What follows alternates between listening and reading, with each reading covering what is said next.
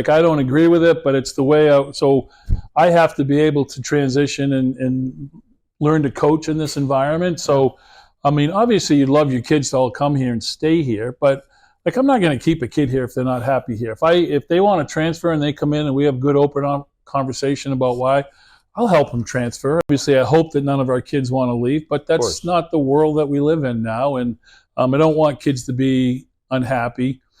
The NIL thing, it just seems like right now it's football, basketball in the big schools. Like, I'm not going to ever be able to offer a softball player $30,000 to play softball here. I mean, I can't do that. So, early on in the recruiting process, you open up conversations about NIL and what kids are looking for and what they want and so forth. And, if they're looking for 30 grand, it's just, you don't come here, go someplace else. And, I was talking to our men's soccer coach, and he said, some of the schools in our conference are paying $30,000 for soccer players. And I think he mentioned Indiana is paying $50,000. Like, we can't do that here. Yeah. So this is our world. Like, you know what, girls, when we're recruiting them, this is our world. This is what we're trying to do. This is what we're trying to develop. This is how the University of Rhode Island can help you grow.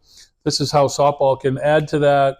You choose if you want to come. And I've always believed that, if you decide you don't want to come, I'll just go to the next one. I don't think one person, although we want the ones that we recruit, of course, I'm just going to go to the next one. There's always somebody else. Have players responded well to that, though? Like, when you tell them that, is it like a mixed bag? What are their reactions like? In terms of what? When you tell them, like, we can't give you $30,000 a year, you just have to move on to the next school. Even if they were interested, how do they react to that?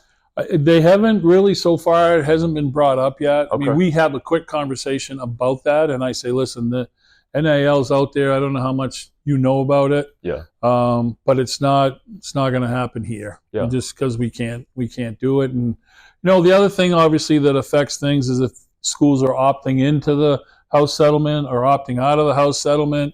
I think we're opting in as a school, so there's going to be roster limits.